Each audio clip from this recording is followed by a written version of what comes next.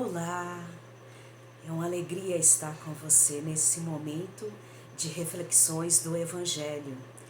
E neste dia nós estamos iniciando um novo capítulo, isso mesmo, um novo capítulo do Evangelho segundo o Espiritismo, que é o 4. Ninguém poderá ver o reino de Deus se não nascer de novo.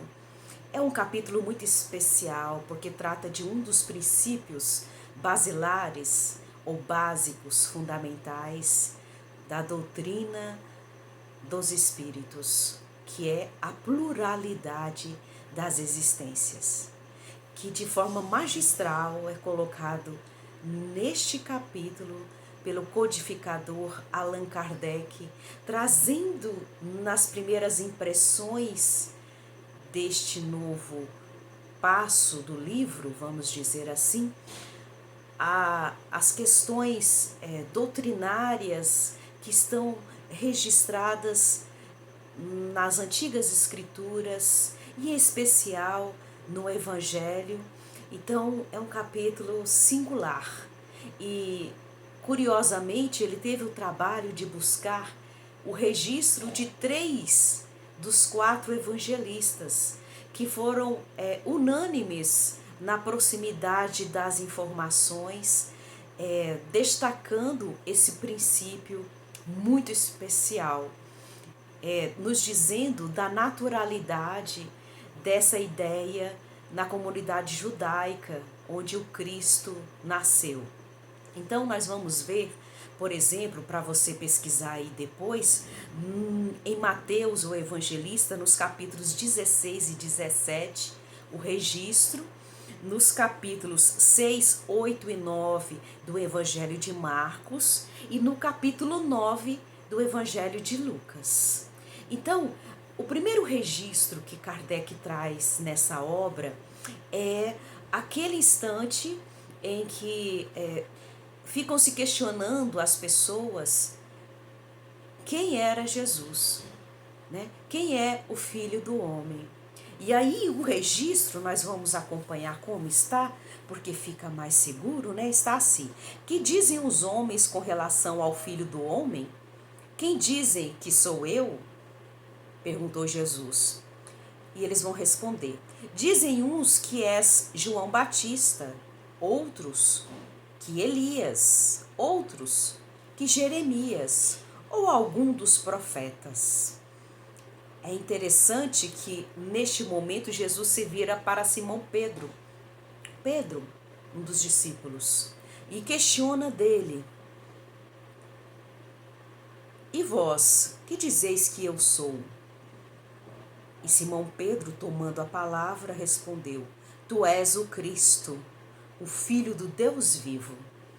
Mas é interessante que essa passagem, ela vai falar das ideias que já tinham entre os judeus de possibilidades do retorno do Espírito. E nós vamos ver isso bem claro. Uns dizem que você é João Batista, outros que você é Elias e outros que você é Jeremias ou qualquer um dos profetas. Os profetas são todos aqueles que vêm antes de Jesus. O último foi João Batista. Daí a referência. É estranho citar nesse ponto aqui João Batista, porque Jesus vai ser batizado justamente por ele no Rio Jordão, como está historicamente registrado. Então ele não poderia ser João Batista, pois era um contemporâneo dele, e nós sabemos que João Batista é primo de Jesus nas questões genéticas, né? E aí nós vamos ter um outro momento, agora descrito por Mateus e Marcos, e também por Lucas, falando justamente do que vai acontecer com João Batista. E nós vamos ter nesses itens a descrição de referências a Elias, nos permitindo uma reflexão simples e racional de que se tratava da mesma pessoa em momentos distintos da história.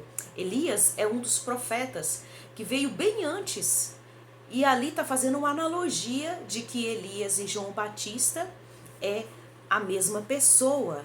E aí nós vamos ver isso num terceiro item deste capítulo inicial, né, do princípio da reencarnação, destacando após a transfiguração, um momento muito interessante que nós também vamos trazer na íntegra para ficar melhor para a gente compreender, né?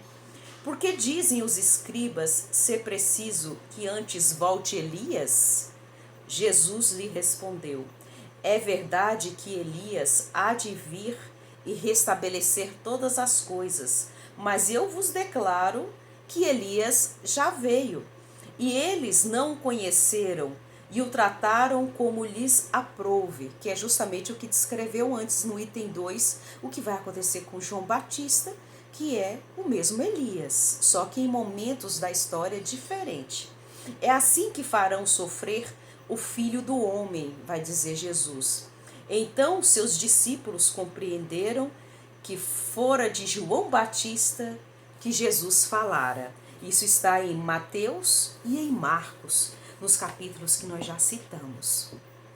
Então essa é a base evangélica desse princípio magistral. E nós vamos ter um outro momento que também é muito singular para tratar diretamente desta questão, que é a pluralidade das nossas existências no momento em que nós estamos no processo evolutivo do ser imortal. Então ainda há necessidade de nós irmos e virmos para a matéria, num processo que nós chamamos reencarnatório. E esses registros estão falando de um mesmo espírito em experiências diferentes. O João Batista, aquele que vai ser o último dos profetas, mas se referindo a ele como sendo o profeta Elias também. E curiosamente, Jesus fala diretamente que é o mesmo Espírito. Então, em um outro momento, como nós dissemos, esse assunto vai ser tratado de forma perfeita nos registros, que não resta nenhuma dúvida para nós, que é aquela passagem do encontro com Nicodemos. E neste encontro, Nicodemos, que é um doutor da lei, ou seja, um sábio conhecedor da lei mosaica, da Torá judaica, e ele chega logo de cara, pergunta para Jesus a respeito deste questionamento íntimo. E Jesus vai falar com ele diante do questionamento, que para entrar no reino dos céus é necessário nascer de novo. E nesse episódio fica bem clara a parte técnica do processo da reencarnação, porque Jesus vai detalhar o que é nascido da carne é carne e o que é nascido do espírito é espírito. E no final desse encontro singular, Jesus vai dizer para Nicodemos que ainda tem dificuldades para entender, porque lá no início ele vai falar assim: quer dizer que eu vou ter que voltar para o ventre da minha mãe e nascer de novo? E Jesus fala de forma magistral no final do encontro que se ele ainda não compreende as leis que regem a vida aqui, que de lá as leis celestes que regem a vida em toda parte, dizendo que nós ainda tínhamos muitas dificuldades naquela época de compreender a lei natural do nascer de novo, de voltar em uma nova experiência. Então esse primeiro momento desse capítulo é justamente embasando no Evangelho o princípio da reencarnação. Neste capítulo nós ainda veremos ressurreição e reencarnação, a diferença de um e de outro, e porque a comunidade judaica confundia os dois termos, a reencarnação que fortalece os laços de família, ao passo que a unicidade, ou seja, uma única existência, os rompe.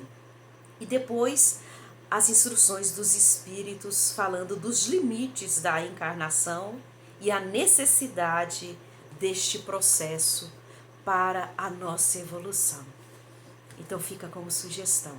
Vamos ler o capítulo 4 do Evangelho segundo o Espiritismo. Muita paz para você.